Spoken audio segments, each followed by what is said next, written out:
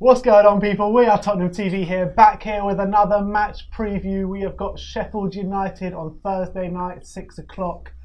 Slav, how are you feeling coming into this one? You confident? Yes. You are? I am.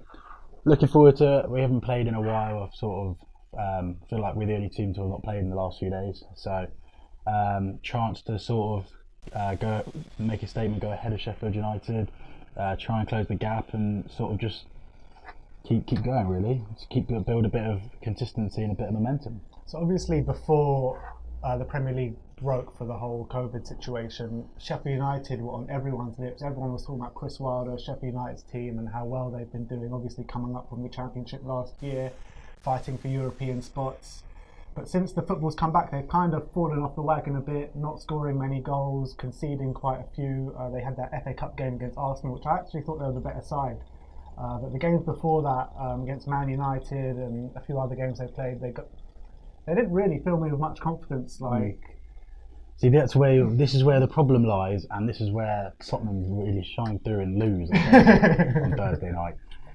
The joys of supporting Spurs, but no, I agree. They haven't looked great. I think that's down to a few reasons. Obviously, they've got their injury problems. Jack O'Connell, big part of their overlapping centre half sort of formation tactics. He's injured. John Lundstrom picked up an injury against Arsenal. So they've had their fair share of injuries since the break, and I think the fact that they don't have their fans there. Obviously, they were very good at home and away this season. They had one of the best defensive records in the league before the break. Obviously, I think they only lost at Manchester City. They lost at I think Liverpool as well. And I came to us, got a good. They came to. I think we got a good point out of that. I thought we were. That was what Poch's last game. I think. Was it? I think it might have been Poch's last game, the 1-1. Because we had I think we had the win in Belgrade, and then we played Sheffield and drew, and then he was gone. What about the Brighton game? Was the Brighton? No, that was Rob. I think it was definitely Poch's last game, and I think the fact that they don't have their fans there, they're real passionate fans up north in Sheffield. So it's not a nice place to go, Bramall Lane, when it's sort of an old-fashioned ground, and without the fans there, I think that's a big part of their game missing, and it's something that we need to take advantage of. I think the no fans has actually suited us a little bit. So there's different reasons as to maybe why they aren't as good as they were before. I agree. I thought they were the better side against Arsenal. I thought both sides were pretty poor though. Wasn't the greatest game of football.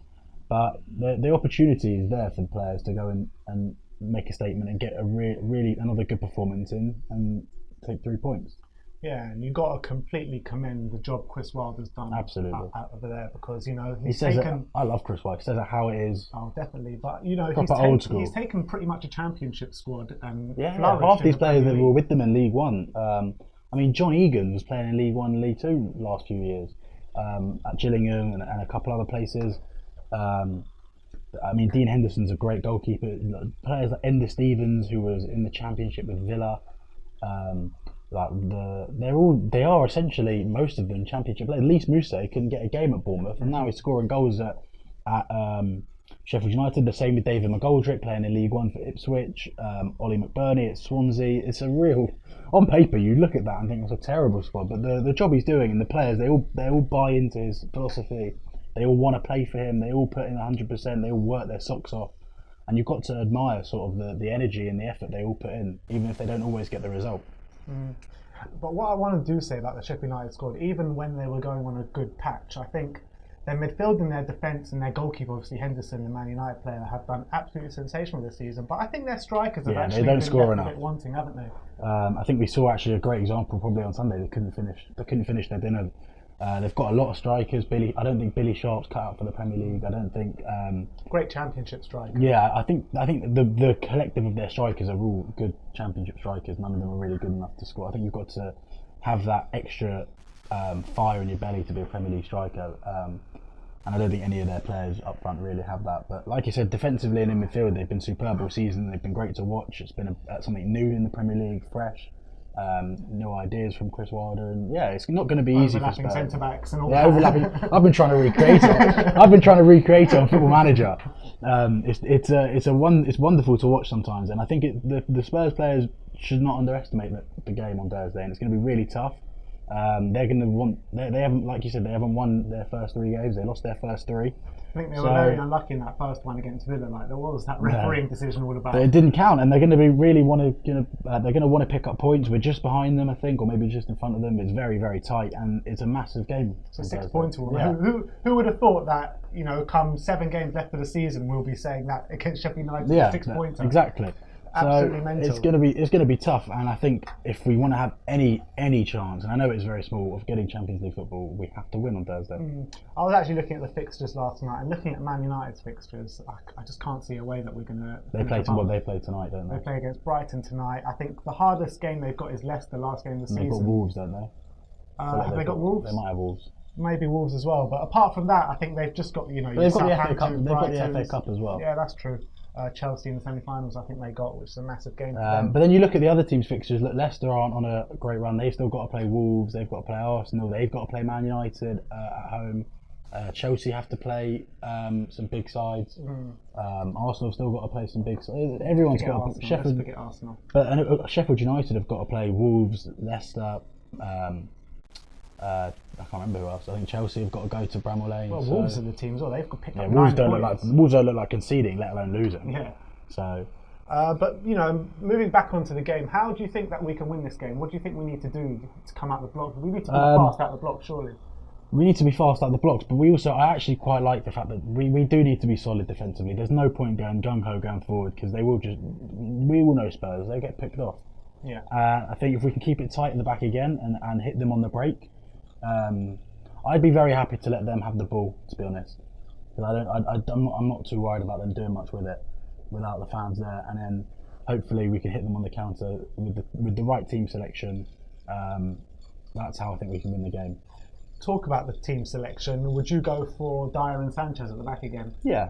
I think I would. I don't see a reason to drop them. Give me a reason to drop one of them. You can't give me one. No, there isn't one, because I think they've both been great in these 2 games since. I think it's the first time all season we've kind of looked defensively solid, hasn't it? Exactly. So, and it's also about consistency. There's no point chopping and changing your back 4 without reason. Keep the same team, the same back 4, and try and build a relationship between the defenders that you can sort of bring into next season if you want a challenge. Do you think this Eric Dyer, the emergence of Eric Dyer, that is going to save us a big transfer in the summer? Like, do you still think we need that big? Ask me that question at the end of the season. Yeah, it's probably a bit. It's been 2 games and we played the worst team in the league in one of them. Do you reckon that Spurs fans just need to calm down a bit on Eric Dyer? Yeah, just a little bit. I think we forget how bad he can be at times, but look, he's proven that he can play at centre half. He's proven that he is deserving of his place and deserves to be in the team at the moment. And long may it continue. Tongi and Ndombele, does he get a game? I'd love him to play. I do. He's got bags of talent. He's a wonderful footballer, amazing footballer. But again, I don't know who you drop. I don't think you can't drop Lo Celso, that's for sure. Exactly. I don't think. Why would you drop Sissoko? What's he done to deserve to be dropped? Yes, and Ndombele is the better footballer, but Sissoko doesn't. Yeah, but Sissoko does a job for the team, and for the job, Tongi can't do that job for the team at the moment. You won't see Ndombele sprinting back 70 yards to try and stop a counter attack. Exactly. So to be honest, I wouldn't mind mind 10 minutes against Man United, the last 10 minutes against West Ham, he was the one in there fucking putting in those tackles. I probably would bring him off the bench depending on the scoreline, but I don't think he warrants a start at the moment. I think he will become an amazing player for us. I think he'll be a superb player for us in the future. But right now, there's no one that deserves to be dropped, and I think he should be playing. I think he shouldn't be starting. So, do you think there's more to the stories about Tongi and Ndombele that everyone's leading on, or do you reckon he just doesn't deserve to play at the moment? Like, why hasn't he even got 5 minutes? Just because Jose doesn't pick somebody. Look, think about it this way: if Tongi and Ndombele cost £15 million and not 50, 60 million pounds, would anyone be really that fussed? Because Ryan Sessegnon can't get a look in, and he costs £30 million. Yeah, that's true. But he is much younger, Brian. He's 19 years old. He's not much. He's now 20, and Ndombele's what, 22? Yeah, I guess you're right. What's the difference? It's the fact that we paid £60 million for him, and that's the reason why people are upset that he's not playing. And I understand why, but you have to earn your place in a football team. You don't. 100%. Your price tag doesn't guarantee you start. You've got to earn you've got to fight for your place in the team. You've got to show the manager that you deserve to play. When I play for my football team, I don't just automatically expect to play. You've got to fight and show that you deserve to play. Louis might say different. So he's got to earn his spot, and I don't think that having talent doesn't warrant you a place in the team. It's about your work ethic, your mentality. And I think if he can come off the bench for the last 15 minutes on Thursday and play well, then maybe you can look at the Everton game on Monday and look and say, okay, we'll give you a start here. And I think the one position in the team, the starting lineup, which is really up for grabs, is between Steven Bergwijn and Lucas Moura. Yeah, I'd start Steven. Would you start Stevie B? Yeah. Because I actually think when you compare the two players, Lucas Moura does great work up until like the final third, and then he kind of his end product not that great. But Bergwijn, he's proper direct, and he can proper get that ball in the box, and he's got a powerful shot on him. Yeah, I think he'll start as well on Thursday, Steven Bergwijn. Again, that's someone that came to the club and is deserving of his place. He works hard, up and down, scoring goals, creating goals, trying. I'm not saying Ndombele doesn't do that, but it's the work ethic. It's got to be there. You've got to work hard. Exactly, and it was the hallmark of us under a Pochettino team. You outrun teams. You've got to win a football match in the Premier League. You have to outrun the other team. It's that simple. And finally, Mauricio Pochettino signed his new contract yesterday. Poch in Spurs, he's coming back. Is he going to be a good player? Do you reckon? I have no idea. He could actually be a proper player for us. I just hope that his dad comes back. Poch Senior. Do you think Poch will come back in a few years? I mean, seeing him yesterday in his Spurs gear with his son signing that contract. It was nice, wasn't it? He loves it. I read today he might go to Benfica, Poch. I wouldn't mind that. You go to Benfica, win the Portuguese League 8 times and come back. Exactly, I'll take that. We're fine. But ahead of Thursday, it's going to be an interesting game. I think two good sides, two hard-working sides, two very defensively improved sides, I think. It will sort of be a bit of like cat and mouse. I think it's going to be a low-scoring game. Yeah, I think it's going to be a tight game, edgy game, and I think the first goal. I think if we can get an early goal and then try and kill it off later on. I always feel under a Jose Mourinho team, it's so vital to get that first goal. I think under Poch, we could go 1-0 down and still have the faith to come back in it, but I just haven't felt like that under Jose, and I felt that if we do get the first goal under Jose, I feel confident to go on and win the game. But if we don't, then it could be a struggle. Yeah. So that's why I think it's really important to be strong and to come out the blocks fast. Against a side like Sheffield United, who will sit back, especially, and if they get their first goal, they'll happily soak up all the pressure. We'll pass it sideways and sideways and sideways until. Well, I mean, we've all seen it before this season. You don't even need me to finish. So yeah, it would be a really interesting game. Looking forward to seeing us play again. I don't think the 9-day break benefits us though. But after this, I think we've got 3 games in the space of 6 days. Yeah, the next time we but play. do you think that because we've had such a big break, it's going to take we're only just getting their sharpness back, and then you have another 10-day break, and it's like it's the match sharpness, isn't it? I feel like we needed maybe even a friendly game just to get people. Yeah, you're probably right, to be honest. I mean, Sheffield United played Sunday afternoon, so they'll have a day rest and they'll be getting their sharpness back a bit more. But you know what I mean? You're damned if you do, you're damned if you don't. Because if we have too much of a break, everyone's saying, "Oh, we've had too much of a break. Players aren't match fit." And then if we play too soon, everyone's like, "Oh, you've got too many games in the space of a short time." Well, I guess we'll find out if it benefited us or not. We will. But I think since the football's come back, I think we have looked better than Sheffield United, albeit they played quite a few more games than us. I think 2 more games than us they've played. But I think that the game's there for us to be won if we approach it in the right way. It really is, I think. But I think Sheffield United will have a bit of confidence coming into it. I know they lost against Arsenal, but they put in a much better performance than they have done. Yeah, I think they started well and ended well. I mean, albeit they conceded that goal. But I feel like that goal was always that second Arsenal goal was always coming because they took off their centre back for a strike for who I can't remember who it was, for somebody else, and that was, I mean, it was sort of that once they conceded Arsenal, they were going to go and push on and try and get another goal, and I think it was inevitable it was going to come. Yeah, they got caught on the break, and I think Henderson probably should have done better with that as well. But yeah, they'll be kicking them. Yeah, exactly. They'll turn into prime Jose defending. Yeah, exactly. But I think that they'll be kicking themselves after that result on Sunday because they probably felt that deserved a better result. So we've got to really be up for it on Thursday. Yeah, definitely. But they're going to come out with fire in their bellies. Exactly. I think they're going to be really up for it. They're going to want to atone for the last couple of games. Yeah, Chris Wilder's saying like it's a great honour to go up against Jose and he's won everything and all this and that. So they're up for it. They're going to want to prove. They're going to want to get one over. So. Look, Chris Wilder will have them ready for sure, 100%. We just need Jose to get us ready, which I'm sure we will be. I think we've looked solid since we've come back. What's your score prediction? 1-0 Spurs. 1-0 Spurs. I was actually going to go for the same. I think it's going to be. I actually also think that Eric Lamela should start over Dele Alli. I agree with you. I think Lamela has looked good since he's come back, but the only problem with Lamela, I just find it. I know so you're going to tell him frustrating about in his the final third, but you're telling me Delhi doesn't frustrate you in the final third. No, you're right. I'd rather Lamela misplace the ball than Delhi pick up the ball, stop the ball, slow it, wait for all of them to get back.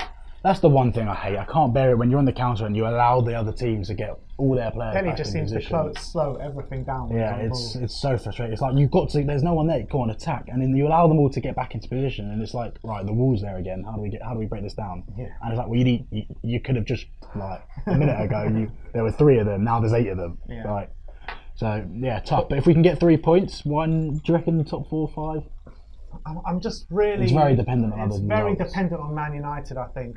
I really is. We had to think beat them in that first game. Yeah, I think so, and they're looking really good at the moment. You know, Oh, I don't know about that. They were terrible against Norwich. I didn't see the Norwich game. Look, Norwich had 10 men for the whole of extra time, and Man United had Pogba, Bruno, Rashford, Martial, Ighalo. Who else am I missing?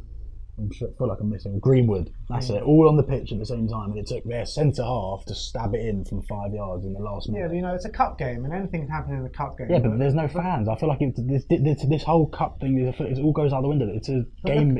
It's a normal game of football. There are no fans. Look at their Premier League form. It's quality you know v quality. Martial scoring a hat trick the other day. I think they've been looking good going forward. Pogba's looking good as well. So yeah, Pogba's always going to look good. Pogba's amazing, but I just don't. I don't think they're much better than us. I really don't. I think I agree with you. They're not much better than us, but I just think they've got. They've just got fixtures. They've got the more favourable fixtures. I think they've got the momentum as well. But other than that, on paper, I really don't. I mean, you could just go through it each one. You know, if you're going from the start of the season to the end, I would agree with you. But you know, there's not many games left to catch up the points. Look, I don't think. I think if we win Thursday, it's definitely on the race. And if we don't win on Thursday, it's over. Well, come on, Brighton tonight. Let's see if they can do us a favour. Yeah. Come on, Neil. Do it again. Exactly. Mr. Mopay.